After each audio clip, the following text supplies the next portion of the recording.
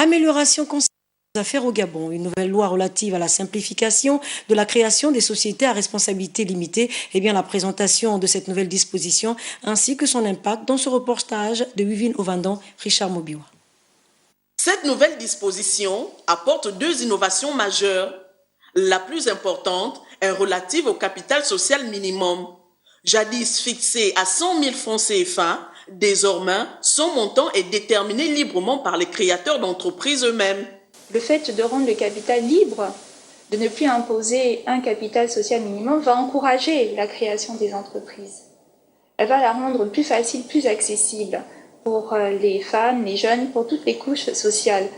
Ça va permettre aussi de lutter contre l'informel, dans la mesure où, pour des personnes qui sont dans l'informel, ça va les inciter à se formaliser, donc à se constituer en société à stabilité limitée pour ceux qui veulent s'associer un peu dans les affaires.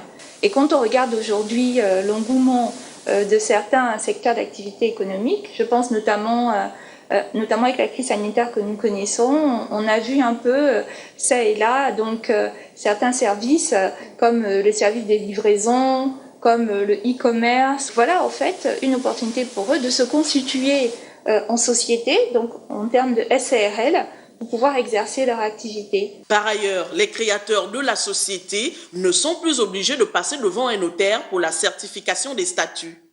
La loi, telle que revisitée, cadre parfaitement avec la procédure Doing Business qui a pour objectif réduire les temps et coûts de création des entreprises. C'est une réforme donc, qui évolue par le gouvernement pour améliorer notre environnement des affaires, pour rendre notre pays plus compétitif. Donc les opérateurs économiques qui veulent se constituer en société ont besoin d'avoir des procédures simplifiées. Le montant sera accessible, la procédure sera facilitée. C'est déjà le point de départ pour améliorer notre environnement des affaires. À signaler que le Sénégal, la Côte d'Ivoire et le Togo se sont déjà formalisés à cette norme.